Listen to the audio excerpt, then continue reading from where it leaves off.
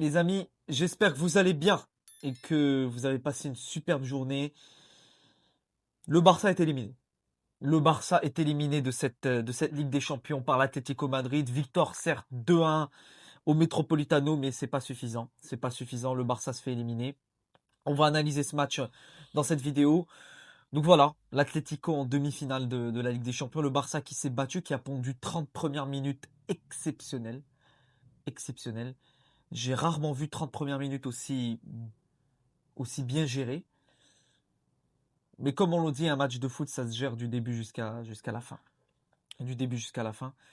Et t'as un Nancy Flick qui vient directement presser cette équipe de l'Atlético, qui a déjà cette idée en tête de les massacrer. T'as ce but très tôt de Lamine Yamal qui part sur une erreur de l'Anglais qui a fait un match catastrophique. D'ailleurs, c'était un point sur lequel le Barça s'est appuyé, c'est le niveau très faible de l'Anglais. Ils ont directement compris que c'était un maillon faible de l'Atlético. But de Yamal sur une magnifique passe de Ferran Torres qui a fait un match exceptionnel et on va discuter de ce match de Torres dans cette vidéo parce que je trouve que c'est quand même assez, je vais pas dire con de la part de Flick, mais je pense que c'était pas le meilleur choix de le faire sortir dans un match où peut-être il jouait le match de sa vie avec le Barça, où il est buteur, passeur, double buteur avec un but refusé sur hors-jeu. Il pouvait largement apporter plus qu'un Marcus Rashford qui a fait une entrée pour moi pas bonne du tout. Pas bonne du tout, l'entrée de Rashford qui n'est pas décisive du tout. T'as dès le début du match un Lamine Yamal décisif.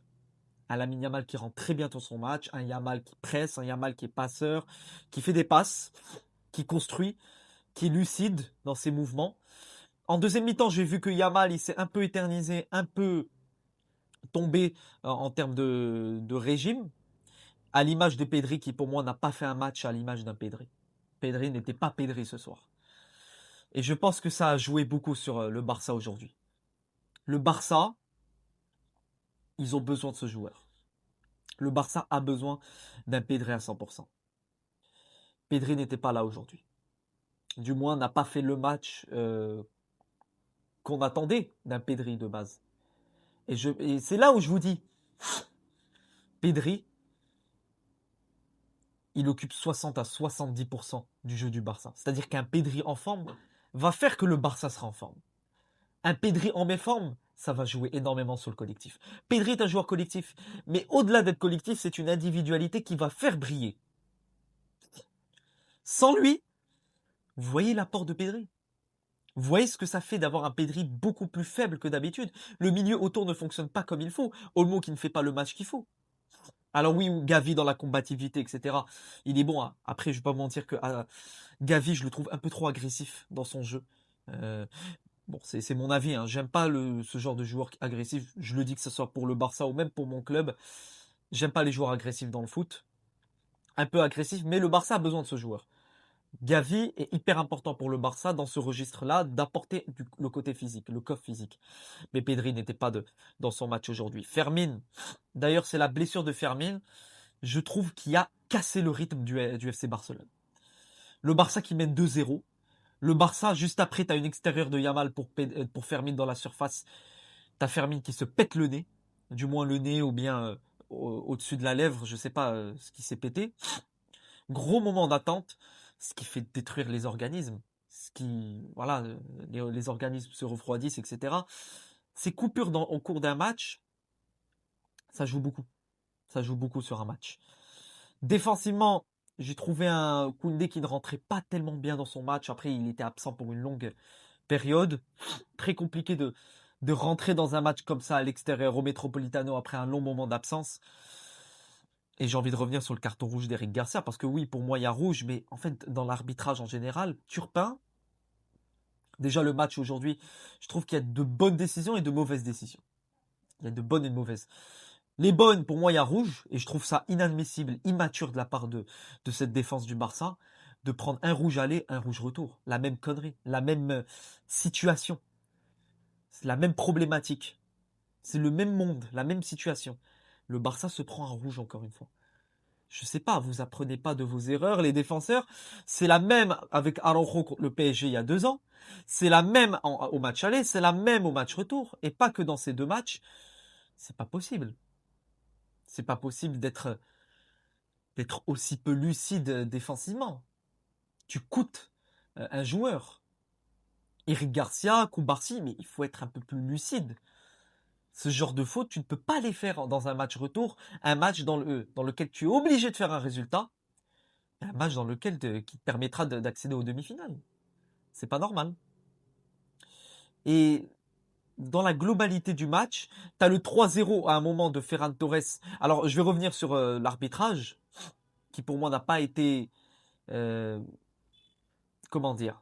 Il y a des décisions quand même controverses. Pour moi, il y a un penalty sur Olmo. Voilà, je vous le dis honnêtement, ça m'a étonné. Ça m'a étonné. Pour moi, il y a péno sur Olmo. Tu vois la poussette au ralenti, tu la vois. Pour moi, ça méritait d'aller checker la VAR, sachant que la même poussette pour l'Atlético, je vous dis objectivement, pour moi, il y a péno. Pour moi, il y a péno et c'est un gros tournant pour le match. Alors oui, on va pas se retourner sur ce penalty. Oui, il devait y avoir penalty.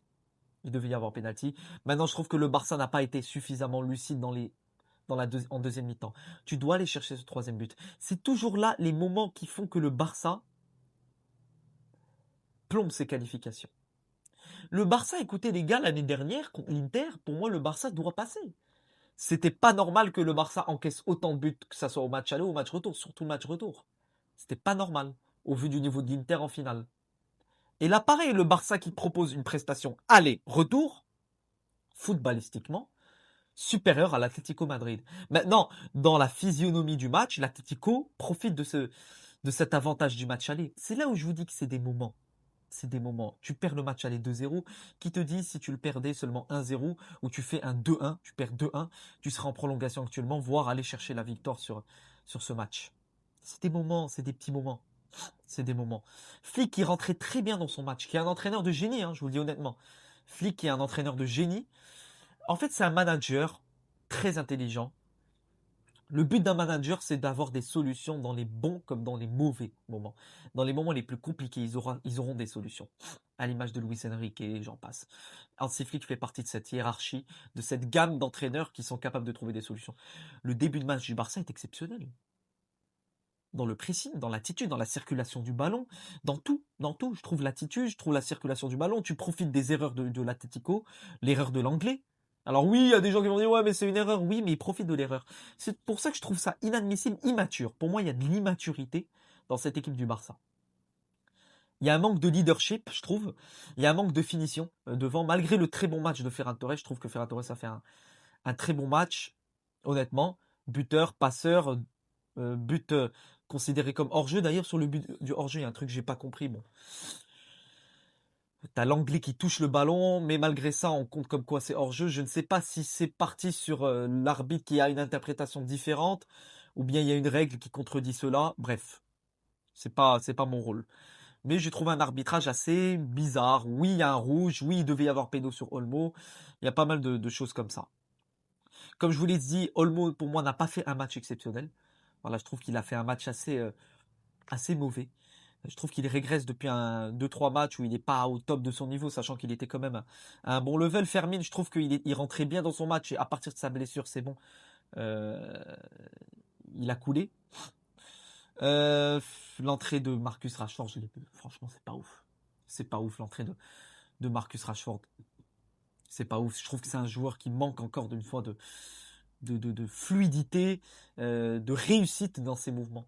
Oui, il a des idées, mais c'est brouillon parfois, c'est pas réussi. Juan Garcia, par contre, à un moment, il a une putain d'occasion. T'as un joueur de l'Atlético, il lui met une de ses frappes s'il l'arrête du bout du pied. À la Iker Casillas. Moi, je vous dis que Juan Garcia, dans les années futures, c'est un plus pour le Barça. Le Barça, maintenant, est éliminé de la Ligue des Champions. L'Atlético est en demi. Pour moi, le FC Barcelone doit s'en vouloir. Parce que pour moi, le Barça, tu dois t'en vouloir. T'as pas eu une équipe devant toi qui t'a marché dessus. T'as pas eu le PSG où tu perds 3-4-0 aller-retour. Tu peux que t'en vouloir sur les cartons rouges, sur les buts encaissés. Alors oui, il y a des controverses arbitrales, ça, je suis d'accord avec vous. Il y a des controverses. Mais les deux cartons rouges, c'est inadmissible. Ça prouve une certaine immaturité. Tu ne peux pas faire ça. Tu n'as pas le droit. Tu n'as pas le droit.